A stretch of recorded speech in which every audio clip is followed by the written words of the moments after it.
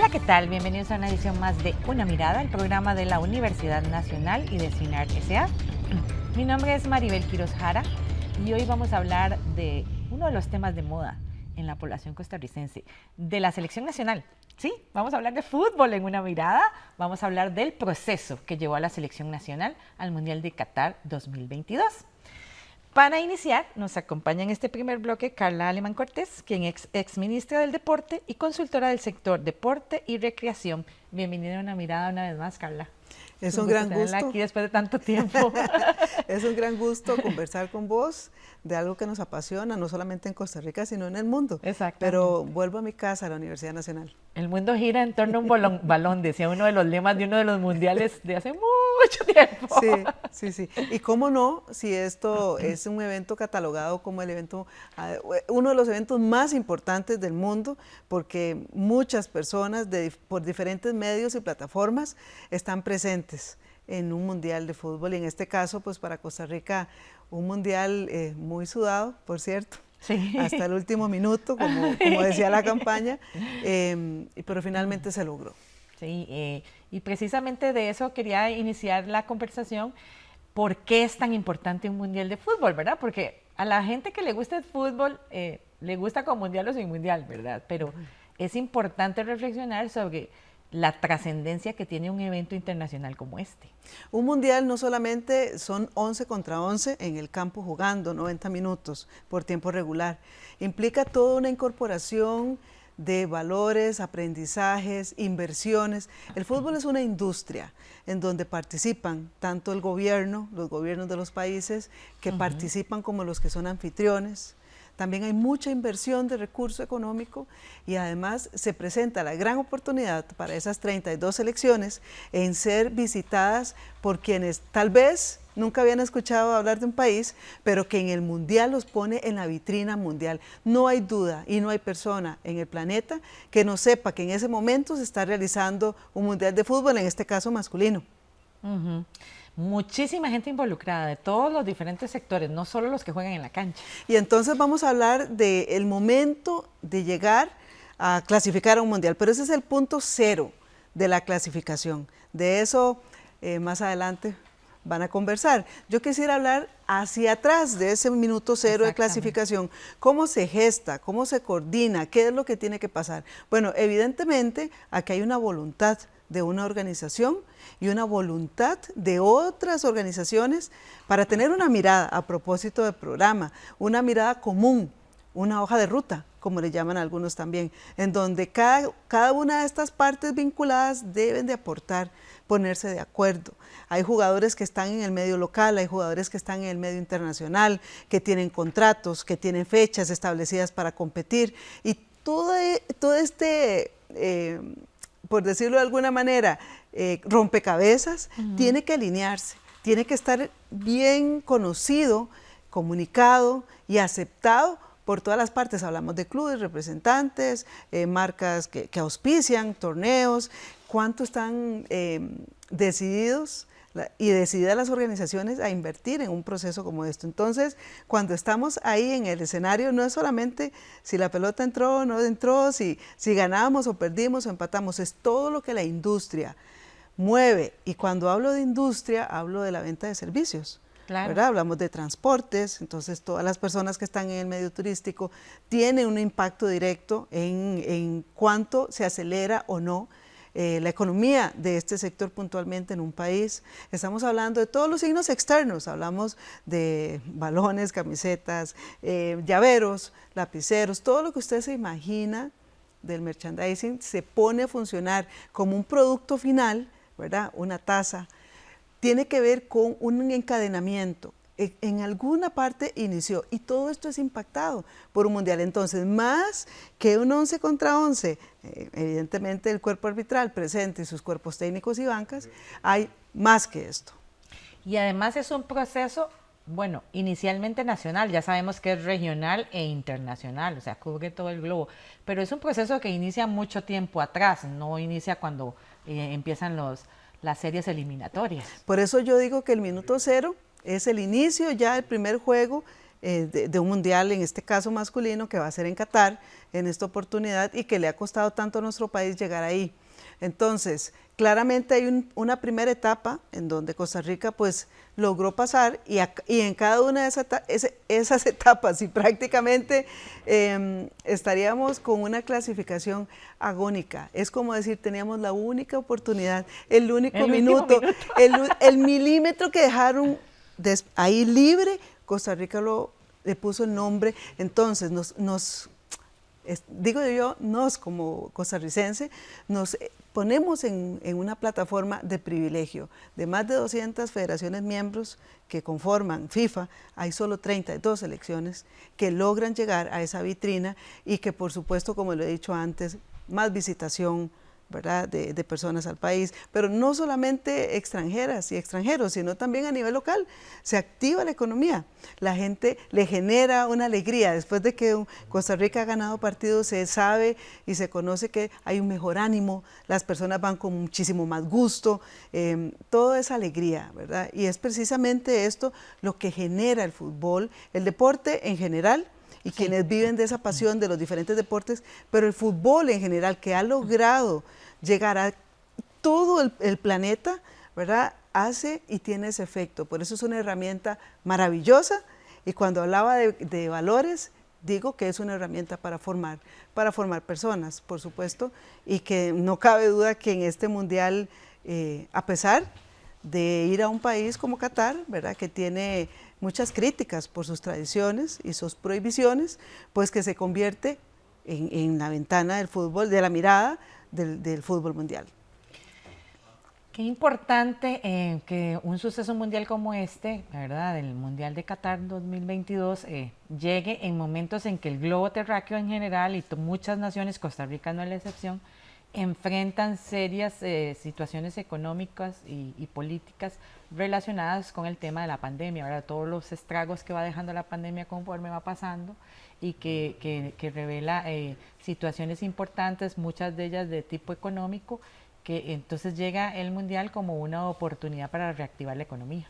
Sí, y fíjese que Costa Rica fue el primer país en reactivar su liga profesional masculina y logró seguir activa, con todas las medidas y con todas las consideraciones requeridas por una pandemia, porque es que en realidad no hemos salido de la pandemia, pero esa etapa aguda, mundial, ¿verdad?, Costa Rica logró librarle de alguna manera que permitiera que sus jugadores, por lo menos a nivel nacional, estuvieran activos. Y es que también quisiera mencionar con respecto al mundial, de que usted ve, digamos, un partido, pero es que cada vez que vino una selección al país a jugar, se generó todo ese encadenamiento. Exacto. Pero también se tenía que mover una gran cantidad de estructuras y voluntades, digo yo, a nivel institucional para que las cosas funcionaran.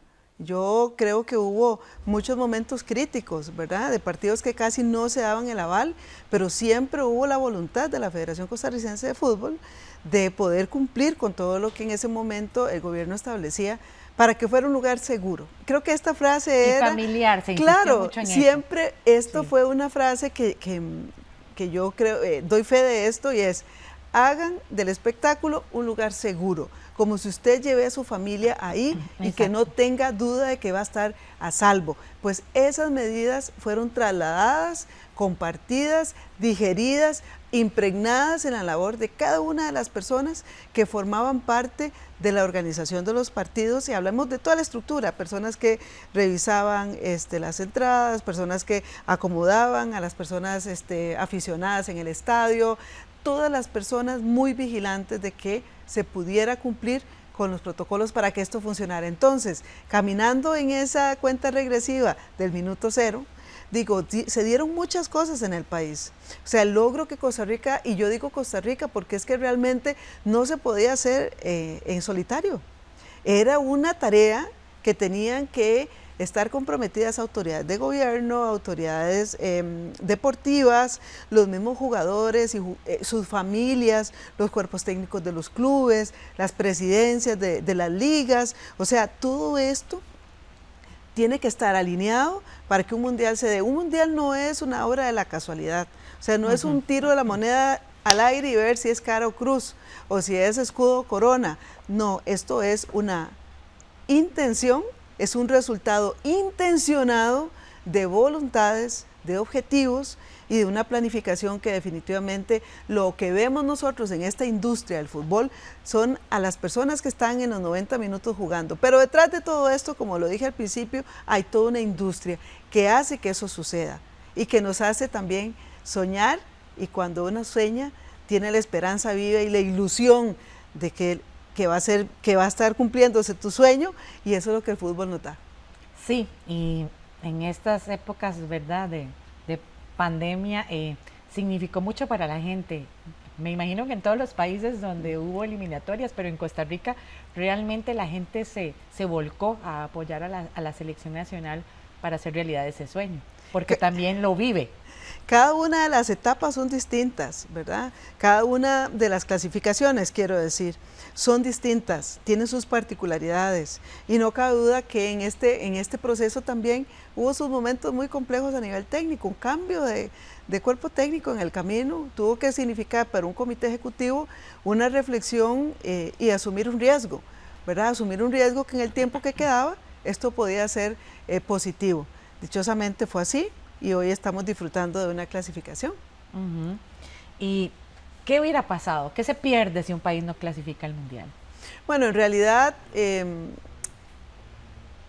podemos reflexionar sobre qué deja de percibir, ¿verdad? Esa visitación, esa exposición mundial, que es una publicidad que el país no está pagando. Es una publicidad que el fútbol, en este caso masculino, le da al país. O sea, no hay presupuesto que pueda pagar lo que implica exponerse en una plataforma de FIFA, ¿verdad? Un país expuesto con toda su vegetación, que es lo que nosotros vendemos, un país pura vida, sonrisa, alegría, felicidad, todo esto en torno a un país verde, ¿verdad? Que por cierto, el país tiene esa distinción maravillosa de país verde, y entonces contra eso, perdernos de esto es muy lamentable. Pero en el juego, Maribel, como en la vida, se gana, se pierde y se empata, ¿verdad? Sí. Hay autogoles, hay expulsiones, y eso es el juego. Y también hay que hablar de eso, porque el juego es eso, y hay que entenderlo. O sea, no siempre se gana, ni aunque fuese la potencia más grande del mundo en el fútbol, no se va a perder, se pierde, y tampoco los guardametas van a tener, no le van a hacer goles, eso no existe, o sea, no existe, el juego es así, y hay que entenderlo. Y para Costa Rica en esta oportunidad hay que decir que lo logró, y que vamos a estar en esa plataforma de nivel mundial. Sí, muy importante, porque además todo, no solo el proceso se da, ¿verdad?, en todo este engranaje de diferentes actores que están involucrados, sino también pues hay un grupo de personas, jugadores, ¿verdad?, que también siguen un proceso que es bien importante. En el caso de esta última clasificación, pues tuvimos que pasar por ese cambio de técnico que tal vez afectó un poco los ánimos de todos los involucrados, ¿verdad? Pero se logró superar. Mire, aquí hay 5 millones de directores técnicos y directoras técnicas también, ¿verdad? Ya todo el mundo le quiere hablar al oído al entrenador, pero cambia pero mueve al otro, ¿verdad? Creo que esto es un tema, como lo dije anteriormente, de mucha valentía del Comité Ejecutivo de la Federación de Fútbol de cambiar, ¿verdad? Y pues esto es así, y definitivamente los cuerpos técnicos y los entrenadores en particular, las entrenadoras viven de resultados, y entonces no conozco cuál es el plan que la federación aprobó para este proceso, pero estoy completamente segura de que la clasificación era un objetivo, era la meta. Y era la meta obvio, sí, principal, ¿verdad? Y entonces lo que nos queda ahora a las personas que disfrutamos de esto y nuestras familias, que sin duda de noviembre a diciembre van a estar con mucha expectativa de ver los resultados, es disfrutar, es disfrutar. Hay un proceso, aparte de este que usted ha venido comentando, ¿verdad?, que tiene que ver con la parte de los equipos. Es un proceso que no inicia con la gran selección nacional, ¿verdad?, sino con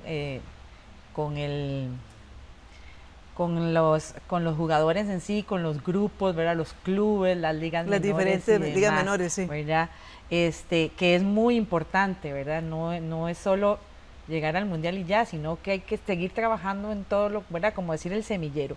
Sobre este tema, Una Mirada conversó con el exmundialista Eric Lonis, para quien el reto más importante de la selección nacional de fútbol es jugar contra los mejores del mundo, lo que nos obliga a llevar una selección nacional bien preparada, pero que no se prepara en esos 4 años de proceso, sino que lleva todo un trabajo anterior que viene desde esos pequeños chiquitos que vemos corriendo detrás de la bola en su primera infancia.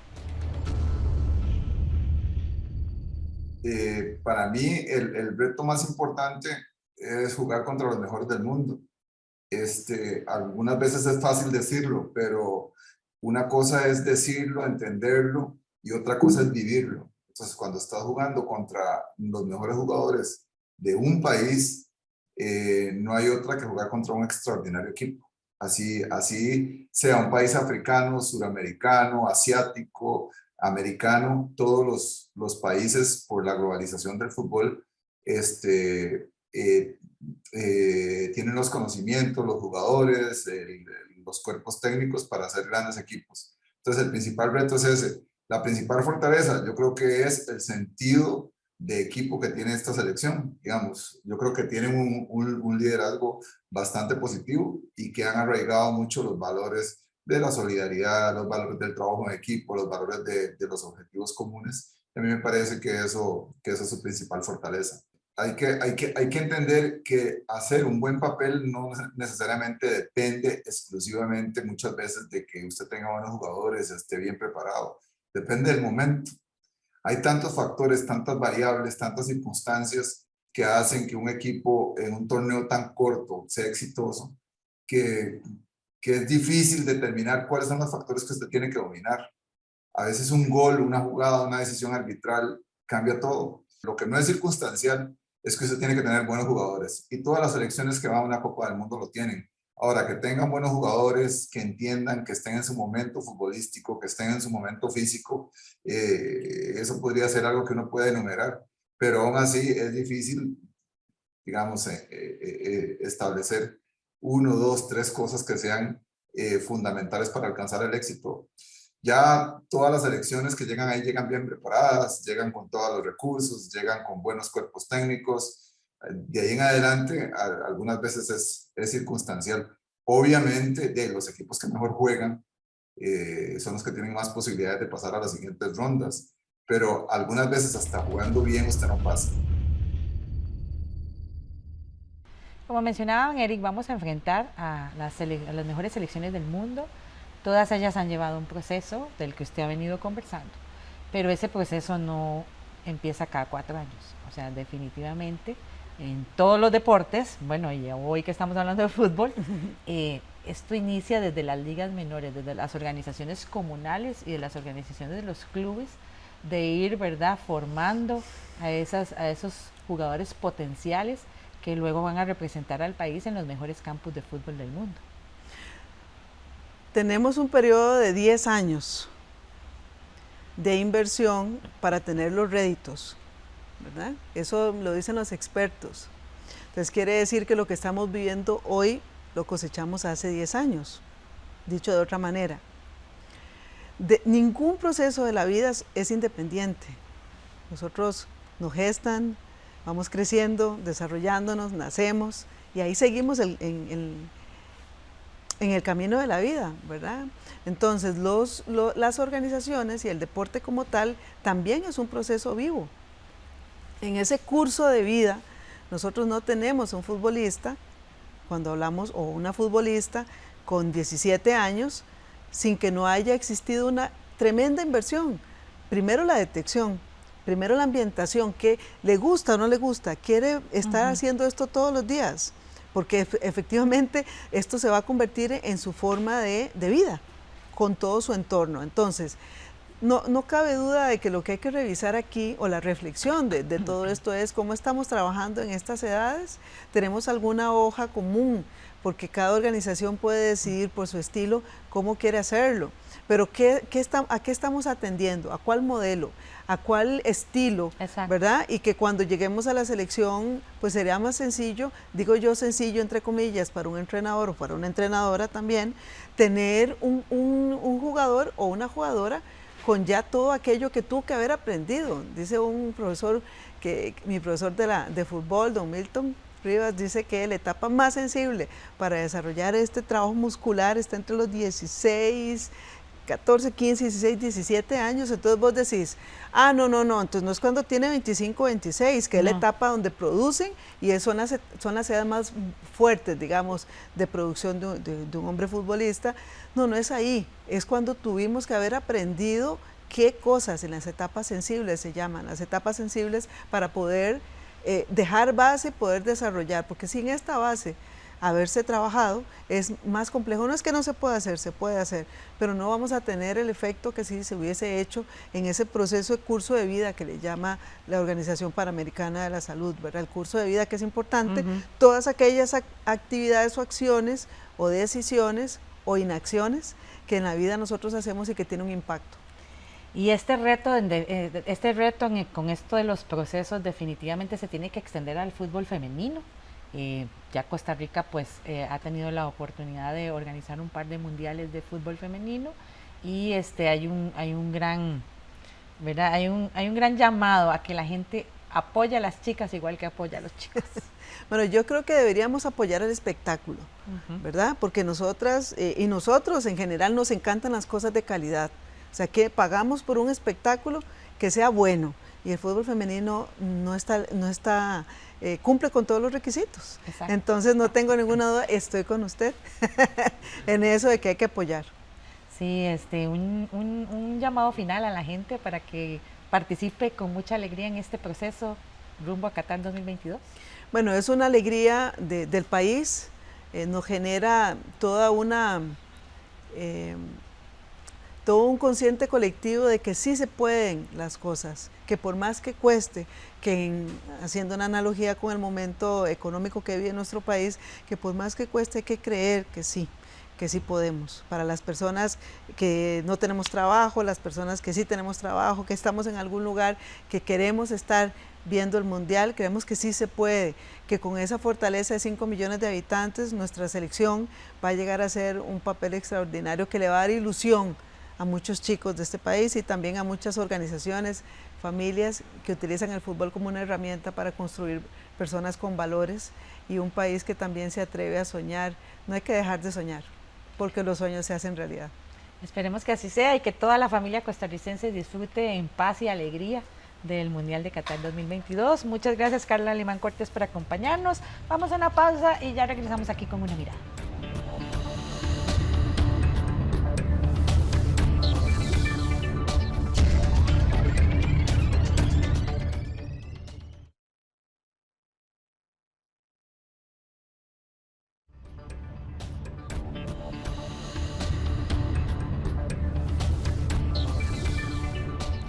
Continúa usted con Una Mirada, el programa de la Universidad Nacional y de CINAR S.A. Hoy sobre el tema del proceso de la selección nacional hacia el Mundial de Qatar 2022. Como hablábamos en el bloque anterior con Carla Alemán Cortés, es un mundial, involucra un montón de cosas, todo un proceso que involucra actividades económicas, políticas, de gestión, de país, pero también involucra a las personas que van a ir a jugar y no son personas, ¿verdad?, que ayer las llamaron y hoy se fueron al mundial. No, hay un proceso país importante en el medio, y para hablar sobre este tema nos acompañará en este bloque Milton Rivas Borbón, quien es catedrático de la Escuela de Ciencias del Movimiento Humano y Calidad de Vida de la Universidad Nacional. Bienvenido a Una Mirada, Milton, qué gusto tenerlo por acá. Muchas gracias, doña Maribel, muchas gracias por la invitación. Saludos a toda la audiencia de Una Mirada. Muchas gracias, Milton. Como decíamos, no se llega a un mundial por casualidad, ¿verdad? No. Allá Carla nos explicó todo el proceso logístico y, ¿verdad?, económico y demás y de país que está involucrado. pero además hay un proceso de formación de esos cuerpos deportivos, ¿verdad? Los futbolistas y las futbolistas que llegan a un mundial después de muchos años de proceso. Sí, claro, es un proceso de formación que se inicia normalmente entre los 5 o 6 años, ya de una manera más sistemática, y que luego a culminar a los 19 años, ¿verdad? No solamente ese proceso se da en las selecciones menores nacionales, sino que en los mismos clubes. Yo creo que somos un país que hemos evolucionado mucho en eso, o por lo menos en el área de la CONCACAF. Tenemos ya muy claramente muchas cosas definidas, ¿verdad? Es una federación que tiene ya 100 años o más de 100 años, donde se ha ido mejorando la organización nuestra, a pesar de que en estos últimos años, en 2012, 2013, 2014, no hemos asistido mucho a los mundiales menores, sub-17, sub-19, que por cierto, esa factura la estamos pagando en este momento con este proceso que tenemos en este momento, valga la redundancia en este momento, pero sí, eso no es producto de la casualidad. Creo que desde el punto de vista de organización y desde el punto de vista técnico hemos mejorado mucho, faltan cosas por hacer, pero sí hemos mejorado bastante en ese proceso de formación de futbolistas. En el caso de la formación, digamos, iniciando con el antes de esas ligas menores, ¿qué faltaría por hacer? ¿Qué necesitamos reforzar como país? Hay que seguir mejorando el aspecto de la capacitación técnica, me parece, sobre todo en ligas menores, cuáles son las mejores metodologías que se deben utilizar en las diversas edades de la formación. Tenemos que desarrollar instrumentos de detección del talento deportivo, del talento futbolístico, a la vez la promoción de ese talento futbolístico. Tenemos que mejorar aún más en el aspecto competitivo, ¿verdad? A veces es muy desproporcionado, se compite demasiado en ciertas edades cuando se debe competir menos, o en ciertas edades que se debe competir más, se compite poco. Tenemos a veces torneos de jugadores donde compiten solo 10 partidos al año a los 18 años, donde no es adecuado, donde debe tener por lo menos 30, 40 partidos, o niños o niñas que compiten a los 8 años 30 partidos, que es inadecuado, tanto estrés competitivo, no es conveniente en ese aspecto, pero en la generalidad creo que vamos bien, ¿verdad? Vamos bien. Hay cosas, como le digo, que hay que mejorar en el aspecto competitivo, en el aspecto pedagógico también, en las diversas fases del desarrollo del talento deportivo, en la parte física también, en las fases sensibles del mejoramiento de ciertas cualidades físicas. Estamos iniciando a veces muy tarde, o muchas veces dejamos de lado esa formación física de ciertas cualidades, ¿verdad? Ahora, como usted dice, es un proceso que inicia como desde los 6 años hasta los 19. De manera sistemática, ¿verdad? De manera sistemática, sí. ¿Será posible que por esas fallas que tal vez en las que todavía tenemos que trabajar, se pierda talento en ese proceso, en esos años? Puede ser. A mí me parece que los mayores clubes de este país, o los de mayor tradición, tienen visores, tienen cazatalentos, ¿verdad? Entonces pareciera muchas veces que en ese proceso de embudo, ¿verdad?, normalmente se quedan algunos en el camino, por asuntos meramente sociales, o por aspectos motivacionales, o por aspectos, puede ser que algunos, pero me parece que en la generalidad los buenos, o los muchachos, o las muchachas, talentos deportivos, siempre los clubes tienen los instrumentos, los mecanismos para poderlos captar, ¿verdad? Puede ser que se escape uno ahí, ¿verdad?, dentro de ese proceso, pero me parece que en la generalidad no. Muy bien, muy bien. Una vez que entonces que estas chicas y chicos pues logran colocarse ya en el proceso digamos, de los clubes ya, ¿verdad?, en los diferentes niveles, ¿verdad?, ya sea de primera, segunda división, ¿qué sigue? ¿Qué parte del proceso continúa ahí con estos chicos y chicas para que lleguen a perfilarse como jugadores de selecciones nacionales de fútbol? Bueno, hay ciertos requisitos, ¿verdad? Hay un pedagogo, un especialista, los especialistas en esto, que hablan de que la competencia es la consumación de lo que se hace en el entrenamiento. y me parece que a nivel competitivo nosotros en cierta época, creo que ahora se ha dejado un poco, íbamos muchos a torneos internacionales, ¿verdad? Digamos a Francia, creo que en Bolivia o en Ecuador hay un torneo importante, en los Estados Unidos, en Dallas, en Texas, y ahí los jóvenes empiezan ya a desarrollar ese sentido, ese comportamiento y esas conductas competitivas, que son muy importantes, claro, muy bien orientadas y pedagógicamente orientadas, todo eso. Entonces la culminación de ellos o de ellas, de estos deportistas ya para nivel profesional, empieza, por decirlo así, entre los 17 y 18 años. Ya ellos tienen que tener un ciclo de entrenamiento, microciclos de entrenamiento ya muy continuos, es decir, deberían entrenar 5 veces a la semana y competir por lo menos 40 partidos al año, para que se logre consolidar todas esas conductas competitivas de ellos y que además exigen y que demanda, ese crecimiento también va a depender mucho del grado de exigencia que tenga de los equipos contrarios o de la misma competencia, ¿verdad? Es diferente competir contra un equipo o equipos de niveles más inferiores a equipos que te exigen que vos o que los mismos deportistas desarrollen comportamientos adecuados para poder rendir en competencias de alto nivel. Tenemos ya un grupo de seleccionados que va rumbo a Qatar. ¿Qué proceso se sigue con ellos ya cuando ya están clasificados para un mundial? O más bien el proceso previo a la clasificación al mundial y cuando ya llegan a él. Bueno, muy buena pregunta. Yo diría que serían 3 momentos en un proceso, ¿verdad? Entendiéndolo técnicamente muy bien, un proceso donde hay un input, hay un proceso y hay un output. A mí me parece que en este proceso eliminatorio, en un inicio que fue con Matosas, no se puede juzgar mucho porque hubo muy poco tiempo, tuvo 2 o 3 meses. Luego Ronald González estuvo aproximadamente 2 años, creo que estuvo en 2 Copas de Oro, tuvo más tiempo y más proceso. Creo que no se dio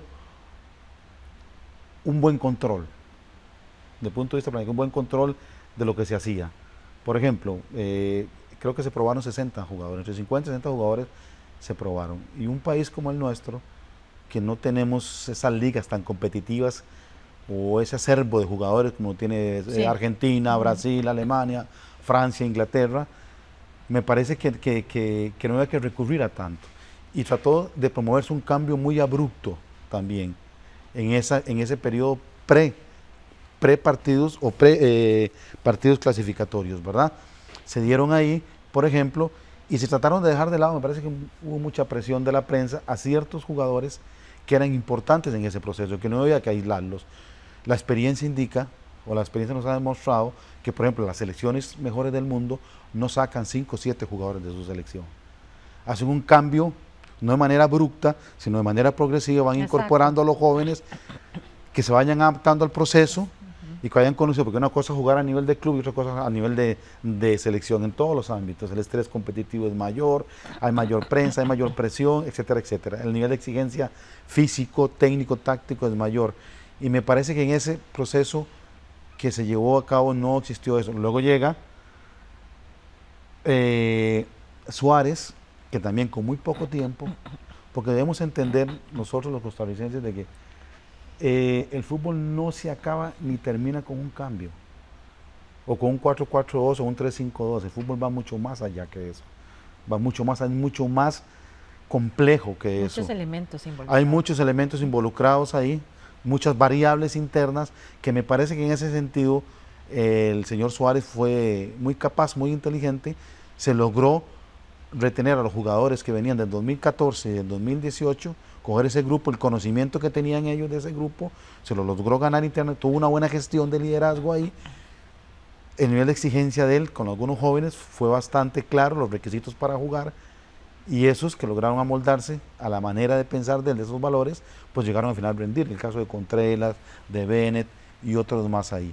Me parece que la gestión de él fue bastante buena, pero tenemos que entender que un modelo de juego no se implanta con 1 o 2 partidos, ni con 1 o 2 meses, se requiere mucho tiempo, ¿verdad? Sí, exacto. Con usted coincide Eric Sánchez, quien conversó con Una Mirada. Él es preparador físico de la selección nacional y asegura que la química con el director técnico y los jugadores es clave para ganar ese boleto al mundial y que será la fortaleza de nuestra selección nacional en Qatar.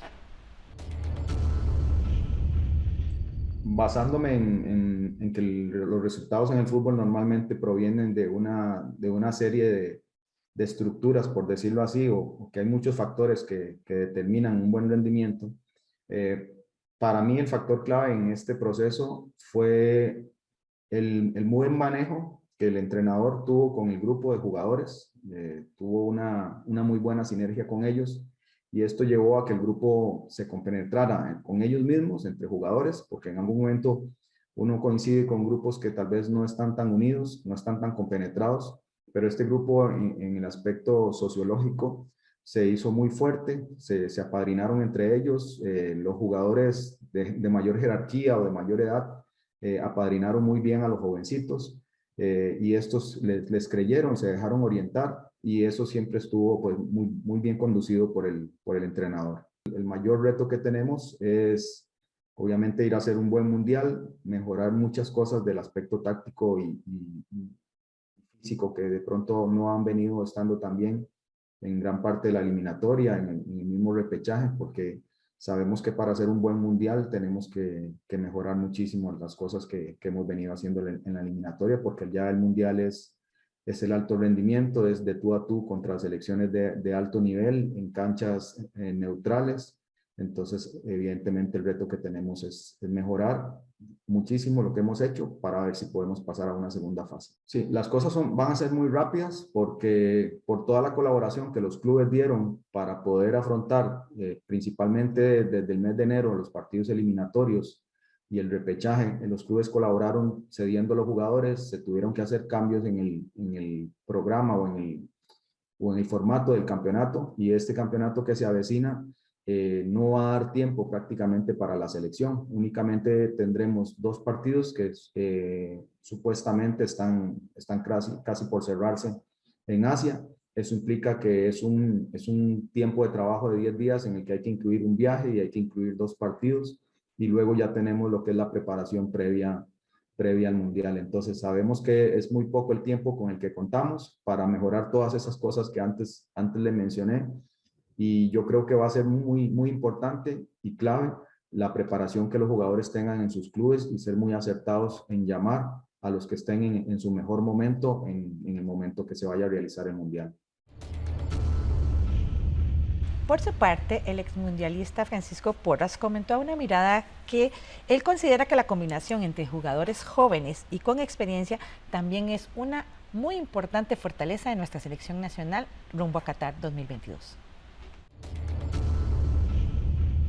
Creo que la fortaleza que hoy demuestra este equipo es principalmente la experiencia con la que cuenta, que se han allegado algunos jugadores jóvenes, sí, estoy claro, pero han formado una bonita combinación de jóvenes y algunos con mucha experiencia.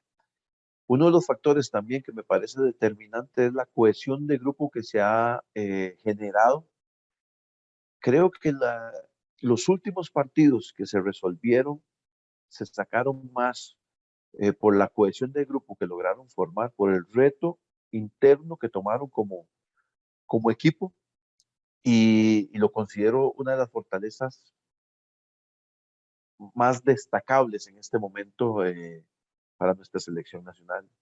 Y creo que pues es importante darle el mantenimiento debido y seguir trabajando en base a lo que ya se alcanzó. Lógicamente que para superar lo que hoy hemos alcanzado, pues creo que el equipo debería llegar a la semifinal, porque en la última instancia, a lo más alto que se llegó fue llegar a los cuartos de final, y pues lógicamente que siempre queremos más. Yo creo que es un país que ya ha destacado manteniéndose casi en forma constante en los mundiales, y definitivamente pues ya nosotros los costarricenses nos sentimos protagonistas. Debemos dar un paso fuerte, firme, y ojalá llegar a semifinales. Gracias a todo el proceso que hemos venido conversando y a esas fortalezas que mencionaban en los videos, Costa Rica está en el Mundial de Qatar 2022. Sí, sí, coincido con el aporte del colega don Eric y don Francisco Porras, el jugador, de que el proceso que don Luis Fernando Suárez fue, por decirlo de una manera muy inteligente, muy astuto, al saber que tenía poco tiempo para implantar un modelo de juego, recurre a la experiencia de los jugadores, como lo dijo ahí Eric, a esa sinergia de la empatía que hay entre los jugadores líderes, llámese Keylor Navas, Brian Ruiz, etcétera, que se aprovechó el conocimiento de ellos, de su capacidad y su experiencia para darle una buena dirección a los muchachos jóvenes, que también, como dije anteriormente, reúnen ciertos requisitos que para Luis Fernando Suárez son importantes. La entrega, la seriedad, el coraje que mostraron estos muchachos. Lo que pasa es que es una cosa importante que hay que decirlo. Fueron elementos muy psicológicos de manejo de grupo, ¿verdad? Y que me parece que es una variable del rendimiento muy importante, pero no es la única, porque tenemos que reconocer que tuvimos muchas deficiencias en la parte técnico-táctica, ¿verdad? No tuvimos claro el modelo de juego, tanto en defensa como en ataque. En las transiciones de ataque a defensa o como defensa-ataque no eran muy claras, sino que se apostó, el cuerpo técnico de la selección apostó a otros tipos de aspectos importantes, pero que ahora que me parece que para ir al Mundial y que nos alcance para lograr muy buenos resultados y hacer unas presentaciones bastante aceptables, requerimos de mayores cosas, ¿verdad? Requerimos, por ejemplo, de saber cómo quitarnos el pressing. Son equipos que teóricamente son superiores a nosotros, ¿verdad? España y el caso de Alemania, y son equipos que nos van a presionar, ¿verdad? Entonces, ¿cómo es que tenemos que jugar ahí? Es cierto que el elemento psicológico es muy importante, la cohesión de grupo, la cohesión de grupo, pero nada hacemos con motivación, con psicología, si no tenemos los instrumentos ni los medios técnico-tácticos para podernos desenvolver tanto en ataque como en defensa. ¿Qué puede esperar la afición de la participación de la selección nacional en el Mundial? ¿Cómo considera usted que nos va a ir? Yo sé que no tiene una bolita de cristal, pero... Sí, bueno, lo puedo pensar, decirlo con el corazón y con la razón, ¿verdad? Con el corazón deseo que los planetas se alineen como en Brasil y como en Italia 90, ¿verdad? Pero sí, hay que ser realista, que tenemos muchos déficits desde el punto de vista técnico-táctico. Como lo dije anteriormente, desde el punto de vista de cuando tenemos la pelota nos falta saber qué hacer, más recursos en ese modelo de juego, y cuando perdemos la pelota también nos falta qué tenemos que hacer, mejorar. Se hicieron cosas importantes que hay que fortalecerlas, pero sí desde el punto de vista tiene una tarea muy grande, me parece, el cuerpo técnico. Me parece que en la cohesión y el manejo del grupo, el psicólogo y los cuerpos técnicos y el director técnico pareciera que hicieron un buen manejo, muy buen manejo, y creo que ahí estuvo el handicap para poder clasificar en la parte nuestra. Pero esperemos, es un deporte que además que se maneja con técnica y conciencia, también tienen sus imponderables, ¿verdad? Claro. Por ahí también está el factor suerte, ¿verdad? Que también puede influir, ¿verdad? El tema de la definición ante el marco es como una de las principales debilidades que la gente y los conocidos del fútbol, digamos, de quienes saben de fútbol, mencionan, ¿verdad? O sea, hay que trabajar mucho en eso. Me iría un poquito más atrás. Es cómo llegar al remate, todavía más importante, que cuesta, ¿verdad? Yo por la experiencia y por lo que he visto, sí te puedo decir de que al jugador costarricense le cuesta mucho cuando le hacen pressing. Le cuesta mucho, y los equipos como que lo saben, nos presionan mucho y nos cuesta mucho salirnos del pressing. Creo que hay una tarea ahí pendiente del cuerpo técnico, porque esos equipos a nivel mundial presionan mucho, ¿verdad? Y vamos a tener que mejorar todos esos recursos, esa transición de salir del pressing para irnos al ataque, y ahí sí llegar a lo que usted dice, ¿verdad? Saber llegar y definir y tener remate. Pero tengamos esperanza, confiemos en nuestro cuerpo técnico, creo que hay gente muy capaz ahí. Por cierto, la UNA, nuestra universidad, a través de la Escuela de Ciencias del Movimiento Humano, siempre había hecho grandes aportes ahí al fútbol femenino, grandes aportes al fútbol del varonil también. Don Eric Sánchez es egresado de nuestra escuela también, y hay otros profesionales también que están en el Saprissa, en Alajuela, Sí. que sin cabe que le ha hecho un gran aporte y le están haciendo un gran aporte al fútbol nacional. Y también no solo en la formación de los profesionales, sino también en el proceso de preparación de las selecciones.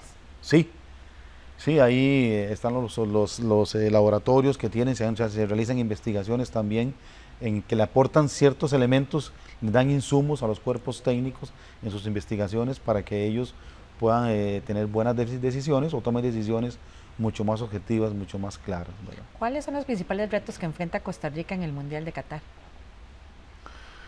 Aparte de lo que ya mencioné. Yo diría de que reforzar lo bueno que hicimos, una buena defensa, una buena estructura defensiva, ¿verdad? Retomar eso. Y luego esa fase de transición que lo estaba mencionando acá en la conversación, de defensa-ataque. ¿Qué tenemos que hacer? ¿Qué vamos a hacer? ¿Y cómo lo vamos a hacer? Me parece que ese elemento ha sido nuestra debilidad y fue una de las grandes críticas en todo el proceso eliminatorio, sí, ¿verdad? Que siempre si la gente estábamos sufriendo, siempre estuvimos con el cuchillo en el pescuezo. Hasta el último minuto. Hasta el último minuto. Hasta el último minuto. Costó, pero bueno, son elementos del fuego también, ¿verdad? La parte psicológica, el coraje y la entrega, pero no es lo único. Y me parece que eso no alcanza solamente para un mundial. Me parece que ese es el reto que va a tener este cuerpo técnico liderado por don Luis Fernando Suárez, que va a ser esa parte táctica, ¿verdad? Y que me parece también lo más importante va a ser la planificación. Si contra qué partidos de fogueo vamos a tener, contra equipos, cuáles equipos nos vamos a enfrentar que tengan esas características de Alemania, de España, de Japón, ¿verdad? Que presenten modelos de juego de eso y cuál va a ser nuestro comportamiento y qué fisuras podemos tener para irlas mejorando.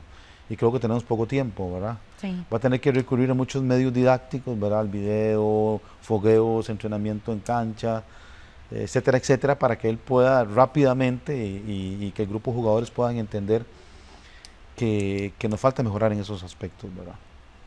¿Qué hacer para mejorar en esos aspectos? Porque no todo, ¿verdad?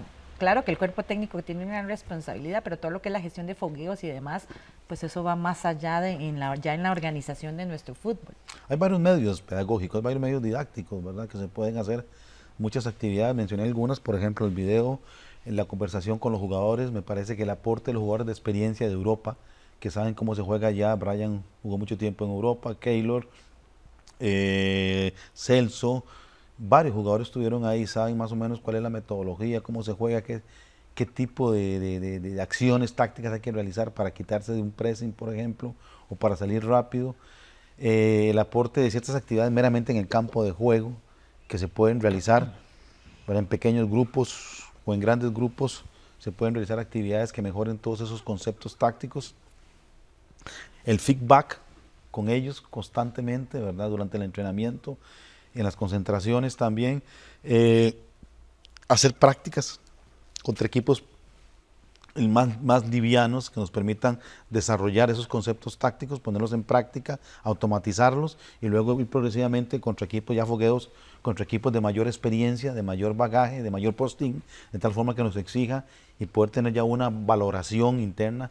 Como le digo, hay varias actividades que se pueden realizar, hay varios medios e instrumentos que se pueden tener para que nuestra selección haga una presentación pues bastante aceptable en el Mundial de Qatar. El Mundial de Qatar será del 21 de noviembre al 18 de diciembre. Luego de eso regresa a la selección nacional, el proceso inicia de nuevo. ¿Qué retos tiene el fútbol nacional hacia el futuro, hacia un nuevo Mundial? Sí, lamentablemente tenemos a veces una mentalidad muy cortoplacista, diría alguien por ahí, ¿verdad? Yo, en opinión, me parece que fue un fallo haber quitado a don Oscar Ramírez. Fue un fallo, hubieron muchas críticas, me parece que muchas infundadas, no hubo un análisis objetivo, técnico, serio, para que don Oscar no prosiguiera el proceso. Yo creo que no se debe tomar decisiones de maneras muy abruptas, ¿verdad? Como lo mencioné ahora, como el caso que un gran sector de la prensa quiso desligar a muchos jugadores de la selección, ¿verdad? Marginarlos, porque ya eran viejos, porque eran esto, que eran lo siguiente, y cuando verdaderamente las estadísticas demostraban que en el campo de juego eran los mejores, ¿verdad? En el campo de juego. Lo que pasa es que existió un mal proceso previo al proceso clasificatorio que lamentablemente se los cobraron a los jugadores. pero muchas veces la organización tampoco generó ni supo gestionar un buen proceso. Entonces me parece que ellos rescatan de todas esas anomalías de la organización, ellos más bien salvan a la organización, salvan su honor, salvan al cuerpo técnico, y muy bien dirigido y muy inteligentemente Suárez se aprovecha de esa situación, en el buen sentido de la palabra, de esa experiencia de ellos. Entonces, volviendo al asunto, el planteamiento que usted hace para el futuro, me parece que no se debe seguir con esta selección y no hacer cambios. Cuando no refiero a cambios abruptos, que a veces salimos ahí diciendo que hay que quitar 15, hay que quitar 20 porque nos metió 3 a Alemania, o porque no llegamos un solo tiro a Alemania. Y no es así, las cosas no se deben ver así. La experiencia ha demostrado, vemos por ejemplo el proceso que tuvo Canadá, ¿verdad? Tuvo un buen proceso Canadá, es un buen ejemplo, y lograron clasificar y de manera casi sobrada, como decimos en el fútbol, y con un buen fútbol. Yo pienso que nosotros deberíamos seguir con este grupo de jugadores que terminen de aprovechar esa experiencia e ir haciendo esa renovación de una manera progresiva. De esa manera progresiva. Y entender que nosotros no somos Brasil, Alemania ni Argentina para probar 60 jugadores. No somos esos. Realmente jugadores de selección son muy pocos. Que reúnan ese perfil internacional son muy pocos. Sí, y bueno, se nos acaba el tiempo, pero aprovechar para hacer un llamado a la gente, ¿verdad? Para que se una a la fiesta deportiva y apoye a nuestra selección nacional en el Mundial de Qatar 2022 y que apoye tanto a las chicas y a los chicos en el juego del fútbol. Muchas gracias, don Milton. Muchas gracias a ustedes por la invitación. Acompañarnos y a ustedes por estar con nosotros. Busque más información en www.unacomunica.una.ac.cr y le esperamos la próxima semana con más aquí en Una Mirada. Hasta pronto.